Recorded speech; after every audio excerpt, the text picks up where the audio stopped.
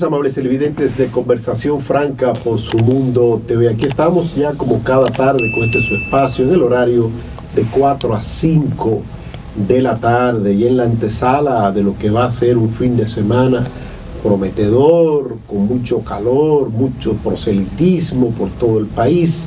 Las diferentes fuerzas políticas que cohabitan en la República Dominicana se preparan para mantenerse en contacto con sus diferentes seguidores en esta etapa de hipercampaña para elegir lo que serán los candidatos a presentar en los próximos procesos electorales del año 2024, tanto en el nivel municipal, que van a ser esas elecciones en el mes de febrero, específicamente el 19 de febrero, como en el nivel congresual y presidencial en el mes de mayo del próximo año 2024. Hoy tenemos como invitado a una persona muy especial, una persona que por mucho tiempo pernoctó fuera de la República Dominicana en misiones especiales, abogado, diplomático de carrera.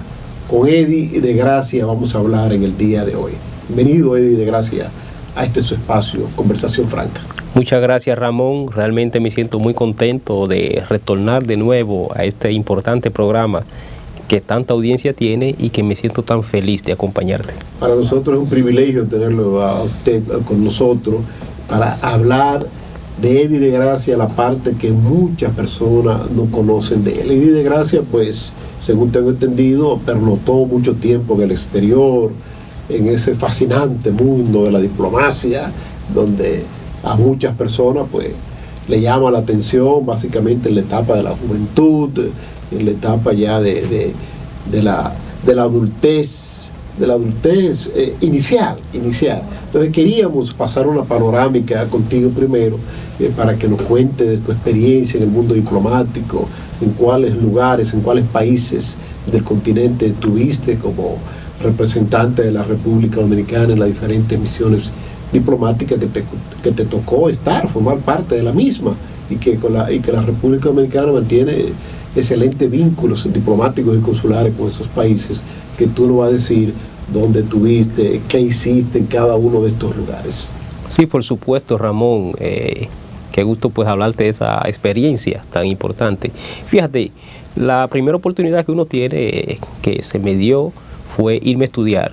Fui a estudiar a Cuba, donde estudié Derecho, igual que un hermano también mellizo, estudió Medicina.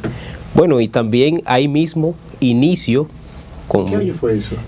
Me voy a estudiar aproximadamente en el 2000, por ahí, 2000, pero entro al servicio aproximadamente en el 2004, okay. Ya con ese gobierno que se inicia, y entro precisamente en Cuba, donde inicio mis funciones diplomáticas, en principio con el propósito de ir a unos 4 años, y eso se postergó aproximadamente por unos 17 años, de manera que ahí entonces pasamos a ser de carrera, por los años de servicio. De Cuba pasé a Costa Rica. Primero en Cuba me desempeñé en la parte comercial. Yo era el representante en ese entonces de lo que es el Centro de Exportación e Inversión de la República Dominicana en La Habana. O sea, el centro de donde se maneja toda la parte comercial de la República Dominicana, pero tiene una oficina que los representa en La Habana, y yo estaba al cargo de esa oficina. Hicimos una labor importante en diversas funciones para promover pues la inversión hacia la República Dominicana, y también productos de la República Dominicana llevarlo para que se instalen en el mercado cubano. Que es un mercado difícil. Difícil, por el régimen que tiene. Por supuesto. Gobierno, sí. Por supuesto, pero se hizo un trabajo muy importante también, y se hizo un trabajo de canalizar una serie de inversionistas, sobre todo europeos, que tienen presencia en Cuba y que de alguna forma también se trajeron a la República Dominicana. También, bueno, de ahí pasé a Costa Rica, donde ejercí funciones ante la Corte Interamericana de los Derechos Humanos. Tuve aproximadamente 5 años también. De ahí pasé a Guatemala, donde atendí la parte política de la embajada. Pasé a Costa Rica y ya pues tú tienes la carrera de abogado, tienes por supuesto, de lo que son los derechos humanos, de lo que es todo el derecho. Sí, por supuesto, paso a Costa Rica, pero no dejo de estudiar. En cada uno de esos destinos donde llego también sigo manteniendo vínculos con la universidad. En Costa Rica, por ejemplo, hice una maestría en estudios latinoamericanos, que me sirvió mucho también para mi carrera diplomática, y hice un doctorado en Derecho sobre arbitraje internacional, y adicionalmente desempeñando mis funciones ante la Corte, asumiendo la defensa del Estado Dominicano ante esa importante Corte Internacional. Luego de 5 años en esa misión, pasamos a Guatemala, donde me encargué de la parte política, que es una parte de una sesión política que siempre tienen todas las embajadas, donde yo atendía nuestras relaciones con los diversos partidos de ese país, con el gobierno guatemalteco, y fue una parte muy interesante y que nos dejó mucha experiencia en el orden político. De ahí pasé a Chile, donde también desempeñé funciones diplomáticas, pero ya en el área consular.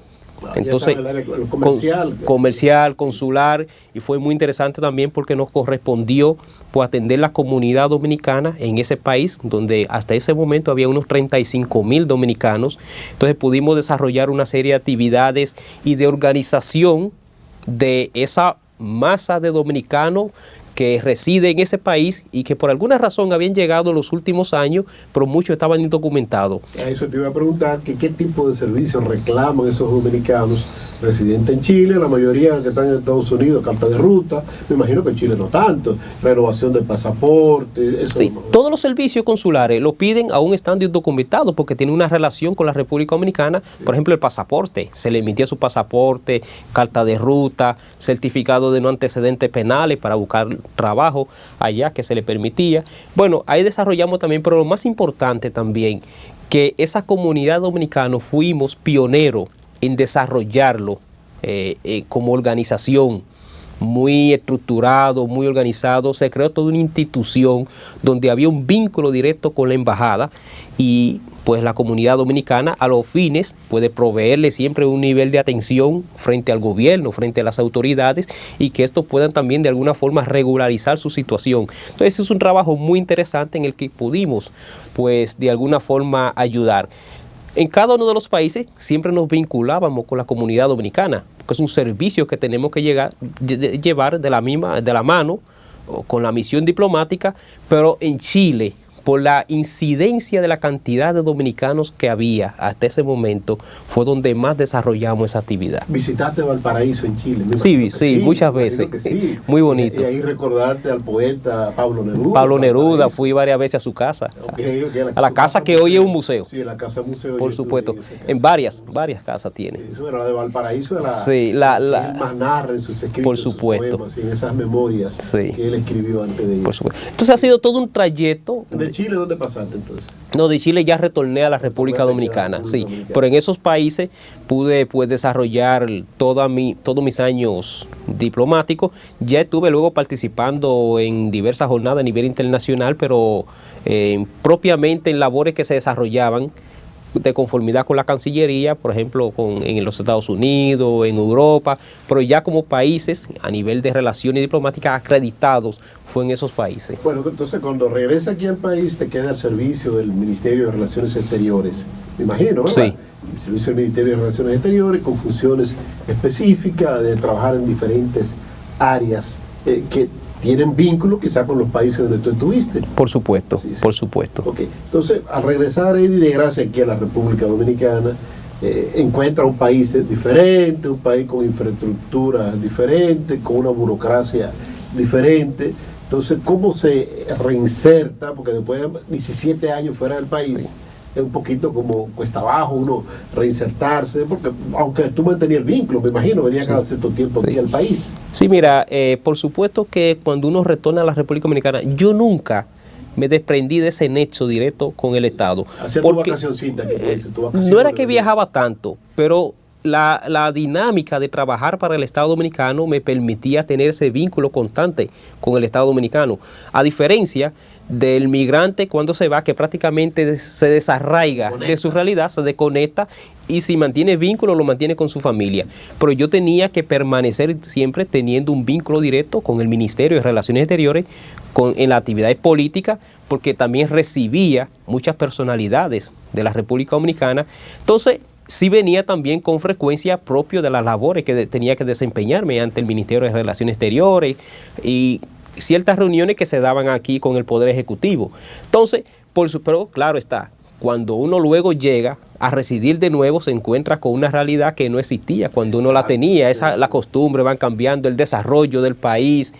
Y por supuesto también uno llega con un nivel de experiencia sobre la base de que en esos países uno tiene una convivencia, ve muchas cosas buenas propias de uno emular y que piensa en algún momento presentarla en su país.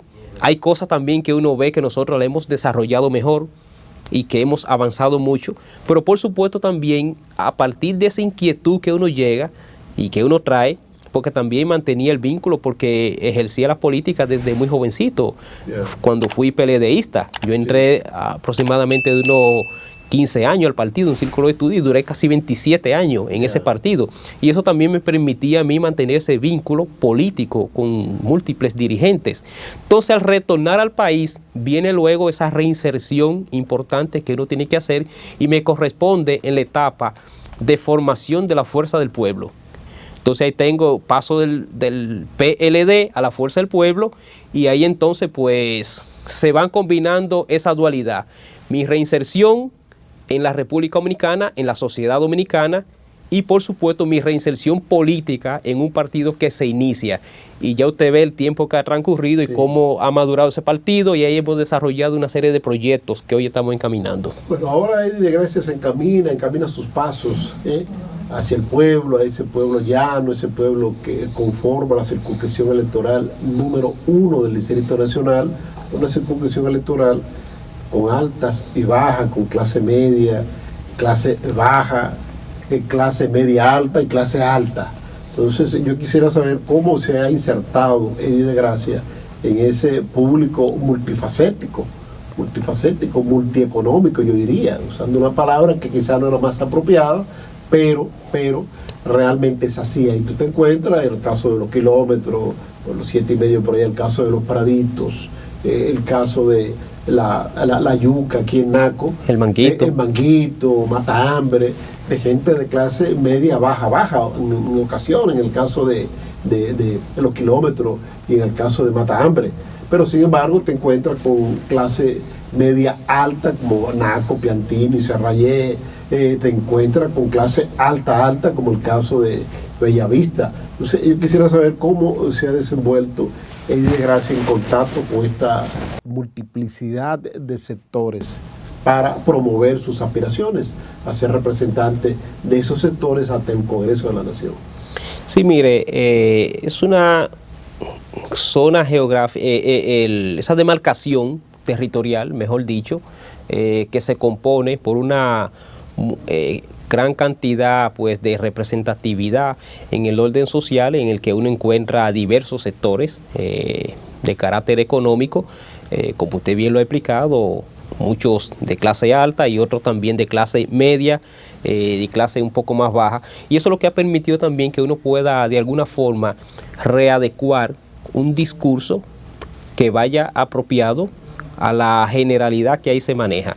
Mire, y resulta tan interesante porque muchas veces también la circunscripción uno se dice que es una circunscripción de ricos, y como usted bien ha explicado, sí, hay una presencia de todos los sectores que ahí se dan, pero también una gran cantidad. Olvidé hacer mención de San Carlos. De San Carlos, por supuesto, un sector. Francisca, parte de Villa Francisca. Claro, tradicional y que se compone. Chino.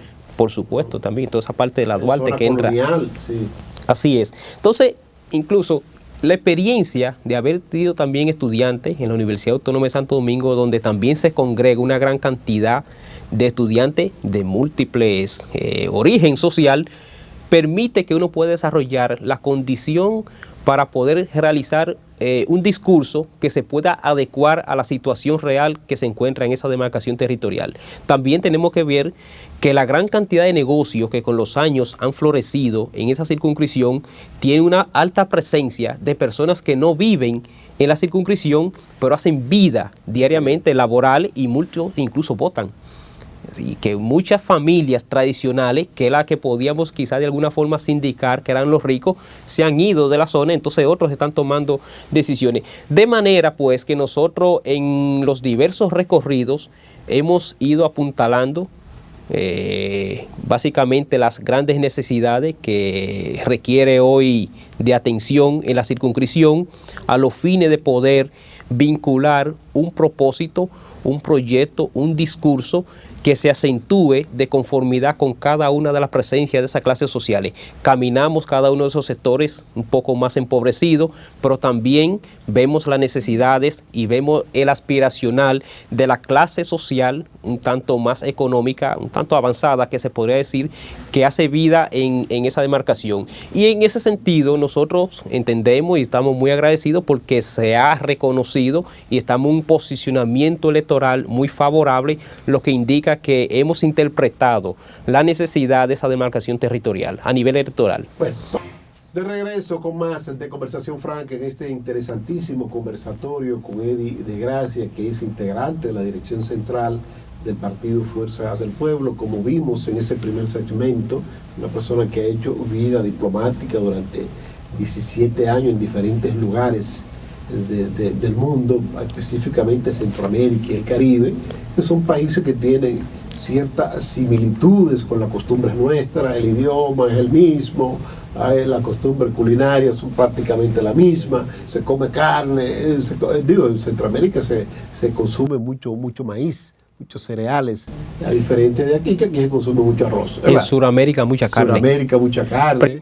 Sí, Uruguay, sí, sitios, en Chile y Argentina. Chile. Sí, los vinos. Los vinos, claro. Exacto. Lo asado, mucho asado. Exacto. Entonces, ya en la parte final del pasado segmento, pues hablábamos ya de su conexión con los dominicanos, con la dominicanidad y sus aspiraciones a ser representante de la circunscripción electoral número 1 del Distrito Nacional en la Cámara de Diputados. Él nos explicó con detalle el por qué mantuvo siempre esos vínculos con este lugar que le vio nacer, pero entonces ahora queremos abordar con él cuáles serían las propuestas en las diferentes áreas que podríamos decir le interesa a la población dominicana, tanto en el área de la seguridad social, que es un área muy importante, como en el área de los servicios. Hemos visto de Eddie de Gracia, su inserción en las redes sociales, hablar bastante sobre los precios de los artículos de primera necesidad. Adelante. Sí, mire, los años, como veíamos anteriormente, fuera del país, me permitieron también ver muchas prácticas a nivel de la legislatura que se desarrollan. Entonces, viendo nuestra cultura política, nosotros hemos visto que lo que aquí se maneja es que el legislador llega con muchas propuestas, con un maletín lleno de proyectos al Congreso, de propuestas.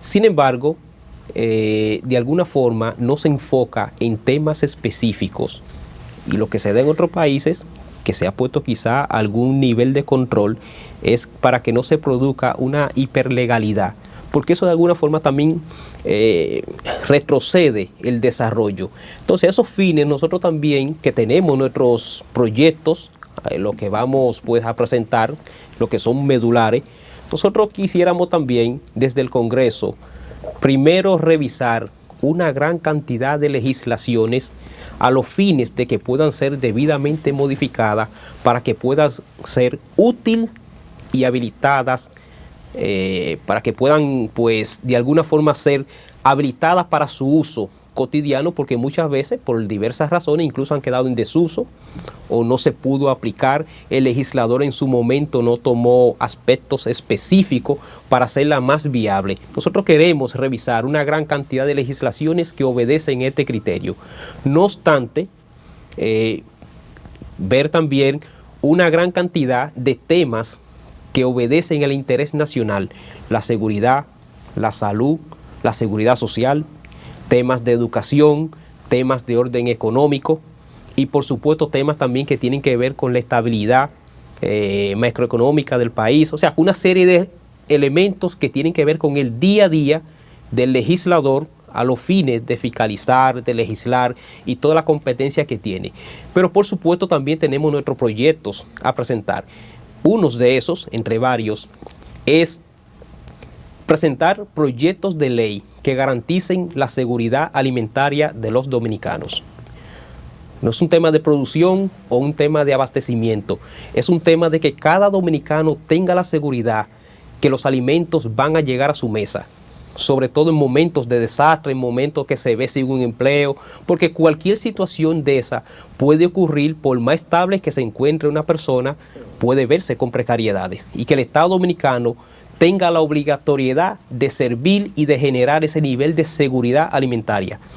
Pero de un lado esa seguridad y del otro lado también un proyecto que se constituya en generar de parte del Estado la soberanía alimentaria.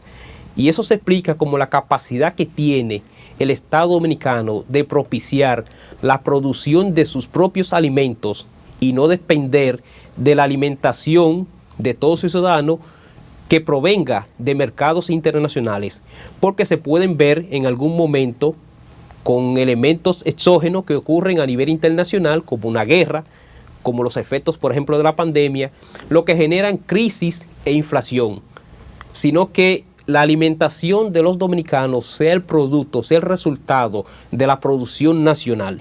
Eso no significa que no se compra a nivel internacional, por supuesto que los productos entran porque hay un mercado libre.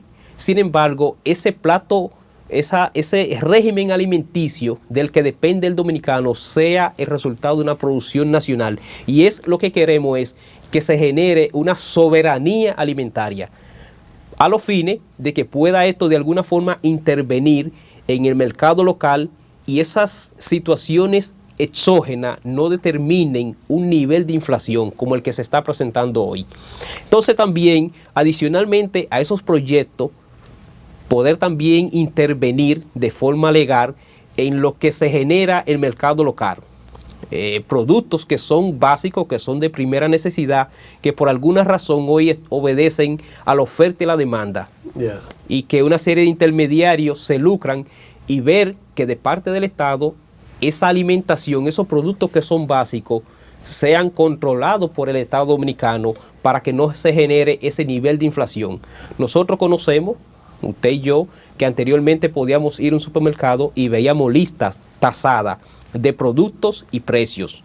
Eso hoy no existe, porque de alguna forma se le ha generado un nivel competencial al mercado, la oferta y la demanda, y esto ha generado también un nivel de descontrol, que el Estado no puede intervenir a los fines de poner pues un stop a ese tipo de producción que se está dando o de mercado que se está presentando. Entonces, desde el Congreso, para generar esos niveles de control inflacionario en temas específicos, que es de alimentación, nosotros queremos pues de alguna forma intervenir. Y no pudiera pensar, Eddie de Gracia, en un proyecto de ley para revisar, valga la redundancia, la ley que crea Proconsumidor.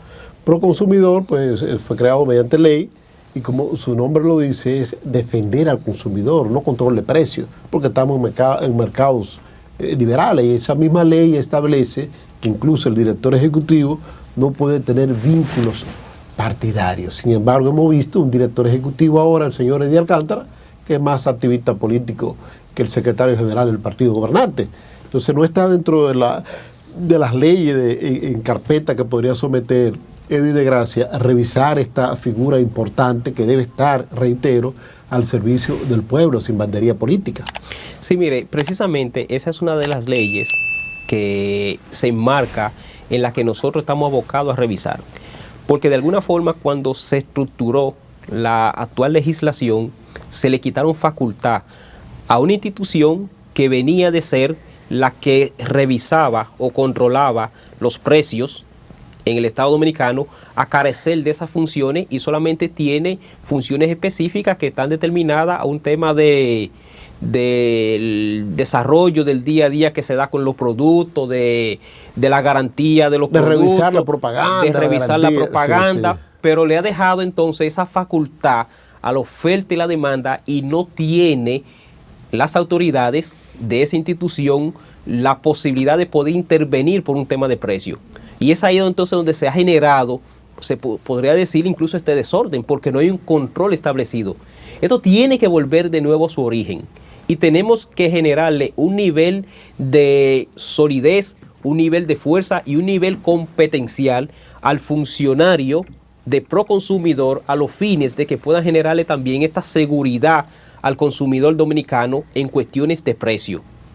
Y es ahí precisamente donde esa ley tan importante entra entre las que nosotros estamos abocados a poder readecuar a los fines de que sea mejor vista y mejor aplicable en la sociedad dominicana. Ya, yo quiero dar un brinquito atrás y quedarnos en lo que usted planteaba de la revisión de leyes. En el año 2010, 26 de enero del año 2010, se promulgó, yo diría, la constitución más avanzada que tiene la República Dominicana en las últimas décadas, que incluso superó en muchos aspectos a la Constitución del año 1963, la efímera Constitución del 63, que luego fue destrozado todo lo que se hizo en aquel entonces en el efímero gobierno del profesor Juan Bosch, los 7 meses del profesor Juan Bosch.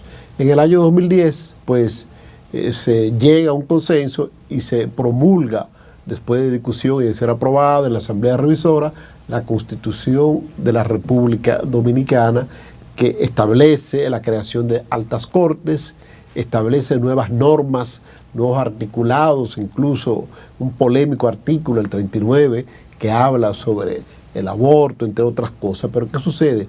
El sistema de codificación de las leyes dominicanas no han sido acoplados a esa Constitución. Tenemos un Código Penal con 20 años en discusión, y ya estaba en discusión en el año 2010 y no se aprobó de inmediato. Tenemos un Código Civil, un Código Procesal Civil que ha quedado atrapado en el pasado. Tenemos un Código Laboral que también data del año 1992, que quedó atrapado en el pasado, y que la Constitución nueva, la del 2010, entra en contradicción con lo establecido en muchos articulados de esos códigos. No estaría en carpeta en los proyectos de ley de Eddie de Gracia revisar este sistema de código, trabajar junto a los demás legisladores para que la República Dominicana, esas 90 leyes que faltan por acoplarse a la Constitución Dominicana, se hagan en el menor tiempo posible? Mire, por supuesto, nosotros entendemos, como así lo ha visto la sociedad dominicana, que tenemos una de las constituciones del mundo de mayor avance que se puede tener un Estado.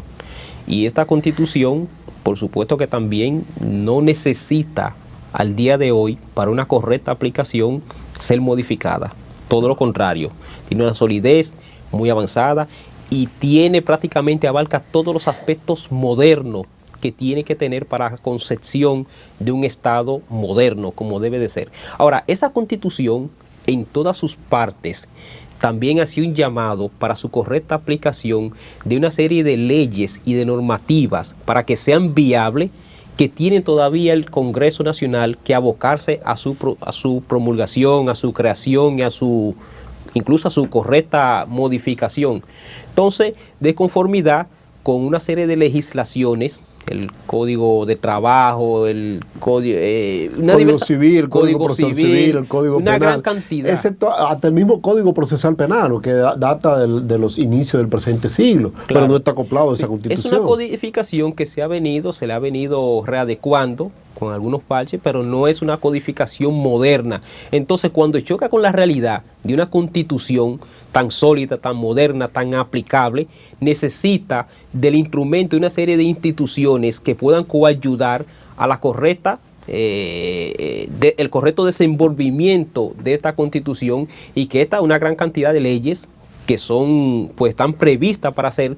Entonces, nosotros tenemos el propósito en el Congreso que, a los fines de que se pueda también solidificar esta Constitución, que sea más viable, que sea mejor aplicable, visto su importancia que tiene y incluso sus pasos de avance, revisar cuáles son todas esas legislaciones que tienen que estar previstas a los fines de que se puedan instrumentalizar, que se puedan aprobar y que sean debidamente coayudadas a la Constitución.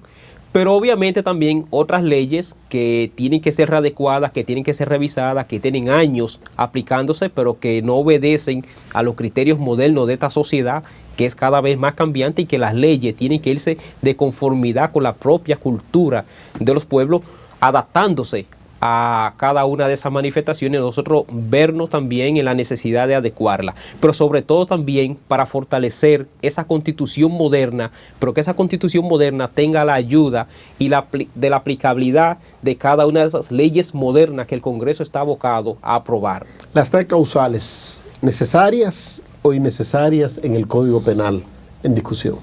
Mire, es un tema que divide mucho la sociedad en todos los países donde se ha discutido. Nosotros de alguna forma, aunque tenemos principios cristianos, entendemos también que esa minoría o mayoría de un punto u otro tienen que ser escuchadas.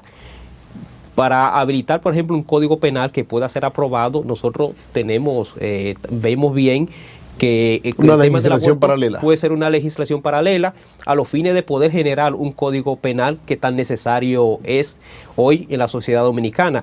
De manera que es un tema, por supuesto, que no nos cerramos como sociedad a su discusión, pero sí adelantamos que tenemos principios de carácter cristiano, pero también a esa minoría no podemos cerrarnos, que obedece a una realidad y que es necesario que le podamos proveer un nivel de atención a cada uno de los aspectos que se están pues debidamente exigiendo por diversas sociedades, y que pueda pues convivir nuestro pueblo con la alternativa que tiene, pero que se pueda generar siempre seguridad a la vida. Vamos a la pausa y regresamos en breve con más de Conversación Franca en este conversatorio con Eddie de Gracia. Eddie, ya hemos pasado revista a tu vida diplomática, a tu vida política, a tus aspiraciones, lo que pretende presentar ante el Congreso de la Nación, de salir airoso tanto en el proceso de primarias internas de tu partido, como luego ya en el todo contra todo.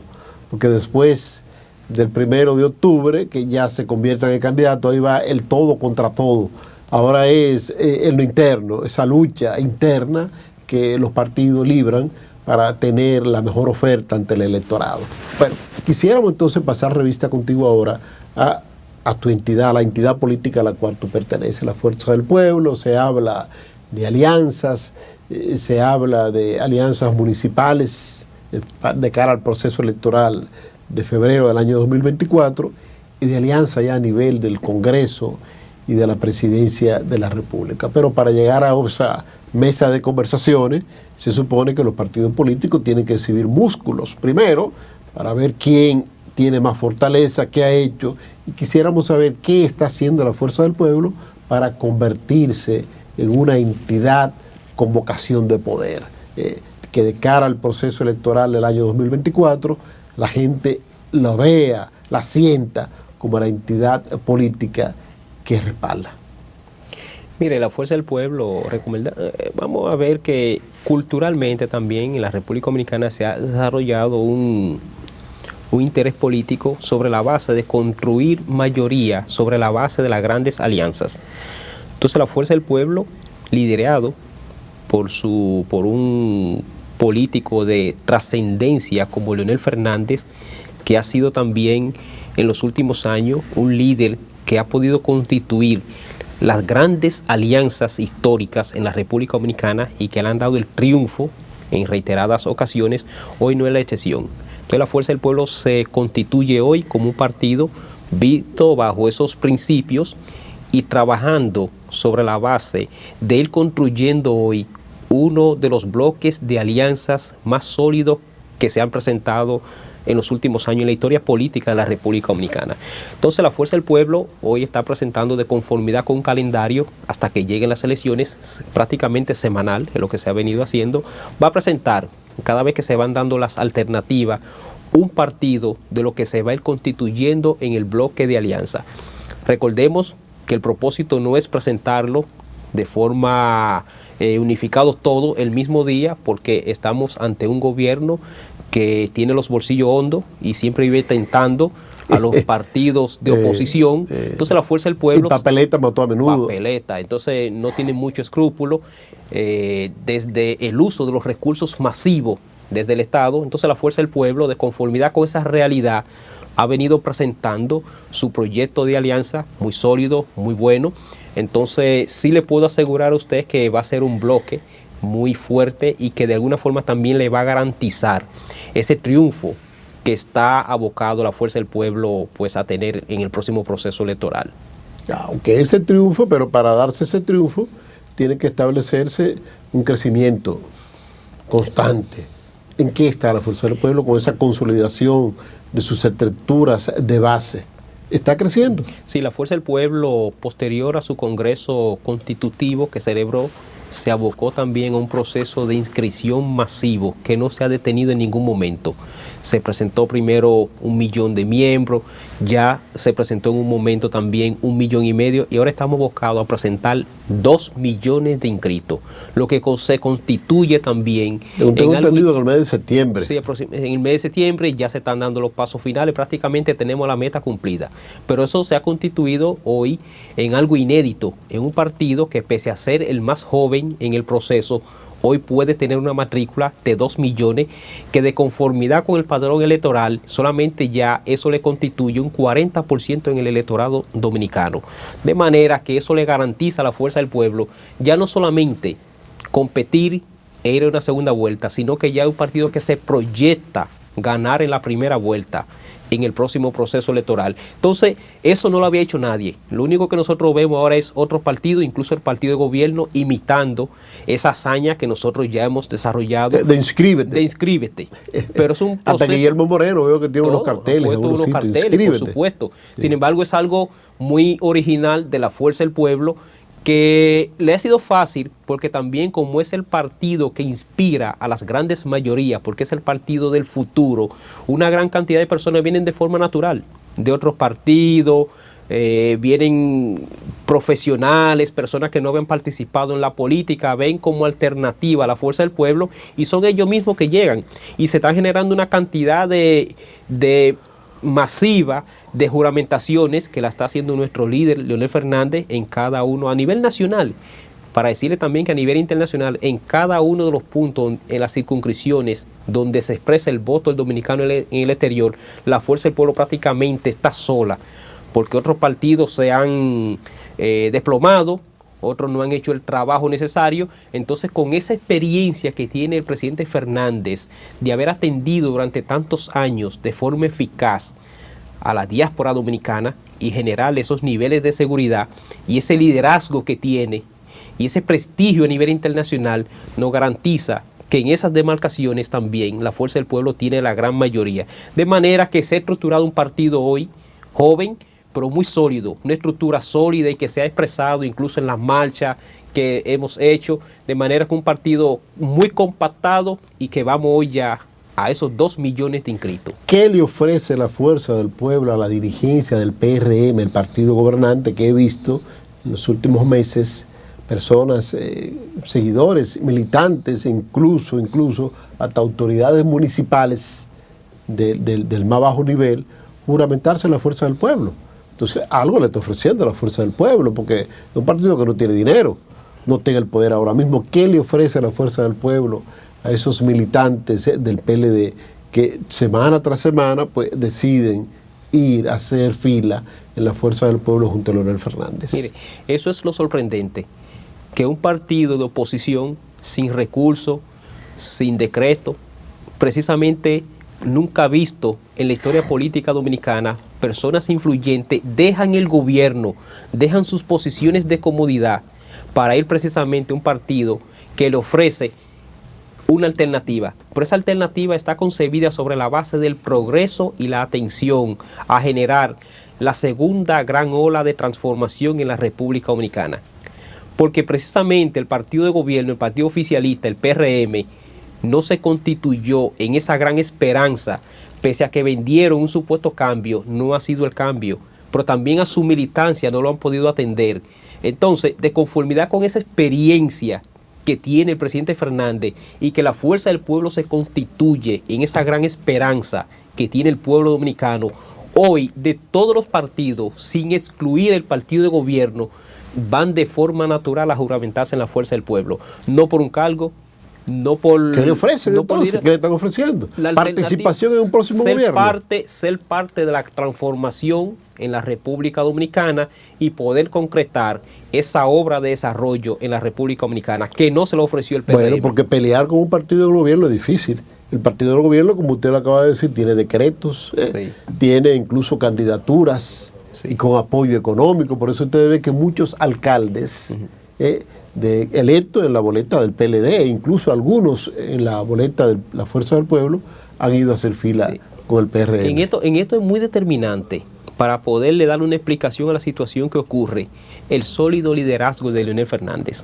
O sea, ese nivel de experiencia, esa aceptación que él tiene, ese prestigio bien ganado, ese servicio prestado, da garantía de que seguir al presidente Fernández es garantía de progreso en la República Dominicana y de que ven que en él se constituye poder sacar a la República Dominicana del estancamiento en que está y que ese progreso que él representó hoy puede de nuevo retornar en el país, en la República Dominicana. Aquí estamos ya con la parte final de Conversación Franca correspondiente a este día, en este conversatorio con Eddie de Gracia, integrante de la dirección central del Partido Fuerza del Pueblo y aspirante a la nominación a diputado de la República por la circunscripción electoral número 1 del Distrito Nacional. Eddie, queríamos ahora ya en esta parte final enfocar 3 elementos, que tú nos digas 3 elementos del por qué la población dominicana va a rechazar las pretensiones reeleccionistas del presidente Luis Abinader y que a su vez nos diga 3 elementos el por qué la población tendría que votar por Leonel Fernández. Vamos a comenzar con los 3 primeros, los 3 elementos que tú consideras son negativos de esta gestión gubernamental y que el pueblo dominicano le pasará factura en los procesos electorales del próximo año 2024. Mire, entre muchos elementos, porque solo 3, sí, exacto, sí. Porque este es un gobierno ya considerado fracasado, visto que múltiples temas de carácter neurálgico para el desarrollo del país, ellos no lo atendieron. Ellos se enfocaron en disfrutar el gobierno, en hacer un gobierno light, no entendieron que llegaría el momento donde la sociedad dominicana le iba a exigir todo eso que ellos prometieron. Entonces vemos hoy, por ejemplo, para citar uno, sí, el país totalmente endeudado. Okay. El endeudamiento. El endeudamiento a nivel internacional y nacional, que hoy han sumergido a la República Dominicana. Eso le pasará factura al pueblo dominicano, porque han comprometido la soberanía dominicana y las futuras generaciones por los años a pagar deudas, que eso tiene en algún momento que revisarse, qué es lo que ellos han hecho.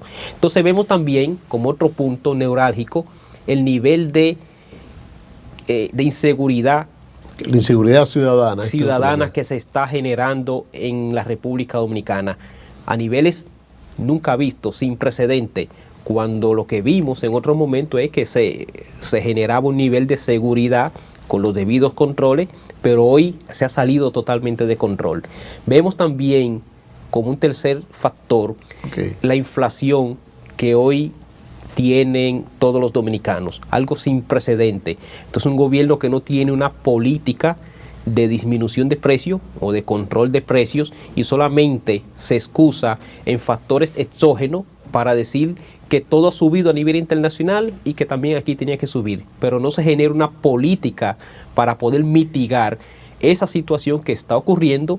Entonces el gobierno prácticamente ha dejado a sola a la población. Y así podemos nosotros citar una gran cantidad de elementos que se van a hacer presentes el día de las elecciones, porque el dominicano cuando sale a votar, todo le pasa así como una cinta, como una película, que los únicos que no lo ven son estos funcionarios, porque están sumergidos en la burbuja donde nada le toca y ellos piensan que la población está totalmente contenta. Se fabrican unas encuestas a su imagen, a su medida, la mandan a hacer, la presentan muy orondos.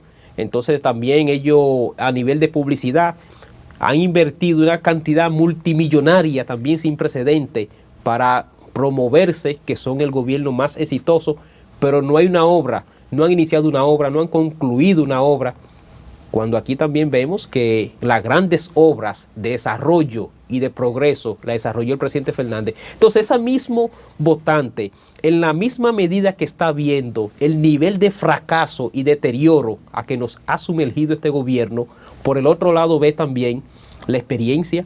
Esos son los elementos ya, los por elementos qué votar que tiene por Leonel Fernández. Cuando tiene en esa boleta y ve el rostro de Leonel Fernández, lo que recuerda es prosperidad, experiencia, capacidad, honestidad y también el nivel de sacrificio que siempre ha tenido presente como gobernante para poder retornar a la República Dominicana al progreso que una vez podíamos exhibir y que hoy ha quedado prácticamente disminuido. Entonces, cuando se compara una gestión de gobierno y otra, todos los caminos conducen a que el único que tiene ahora mismo la posibilidad, después de Dios, de poder rescatar la compleja situación en la que se encuentra la República Dominicana y poder encaminar el país hacia una segunda ola de transformaciones y poder resolver los problemas neurálgicos de la República Dominicana y poder ver de nuevo el país por esa vía del progreso, eso solamente se constituye en Leonel Fernández, porque es el único líder que hoy se visualiza que tiene el compromiso, la estructura, la capacidad y el equipo técnico que lo acompañan para poder desarrollarlo. ¿No siente cierto, si se quiere, cierto temor la fuerza del pueblo que hasta el año 2019 estuvo junto al expresidente Danilo Medina en el PLD hasta el año 2019? ¿No siente que pueda salpicar la figura de Leonel Fernández los actos cuestionados de las gestiones gubernamentales de Danilo Medina? Mire, no, porque el presidente Fernández ya tiene 10 años, podríamos decir, fuera del quehacer político a nivel como encargado del Ejecutivo, y por toda la vida se ha buscado en múltiples momentos cuál puede ser el acto que puede, como usted lo indica, salpicarlo. Y la historia ha sido evidente, ha sido clara. Gestión que se ha desarrollado de forma honesta y no tiene de ninguna forma por qué verse de alguna que de alguna forma lo pueda vincular. Sin embargo, el presidente Fernández hoy ha venido creciendo pese a que se han desarrollado múltiples campañas de descrédito por el nivel sólido que hoy tiene Leonel Fernández y su liderazgo y su hoja de servicio, porque siempre se ha querido dañar. Pero ante un prestigio tan bien ganado, ante un nivel tan sólido de dedicación al quehacer político, nada de eso ha podido prosperar, y hoy lo que se ve es que hay un entorno que acompaña al presidente Fernández que día a día está haciendo las grandes propuestas que es un entorno técnico, que es un entorno experimentado y que tiene la mejor experiencia junto al liderazgo de Leonel Fernández para poder asumir el próximo periodo el gobierno en la República Dominicana. De manera que esto no se constituye en ningún nivel de preocupación. Bueno, vamos a desearle mucha suerte ahí de gracia. Vamos a esperar que en la primera etapa venza a sus contendientes internos y se convierta en candidato a diputado de la circunscripción electoral número 1 del Distrito Nacional, y que a su vez ya en el todo contra todo, el 16 de mayo del año 2024, pues se constituya en diputado de la República. Gracias por haber estado con nosotros y te deseamos mucha suerte. Muchas gracias, Ramón. Agradezco la oportunidad. A ustedes, amables televidentes, mañana ya les espero con la entrega final de esta semana aquí en Conversación Franca.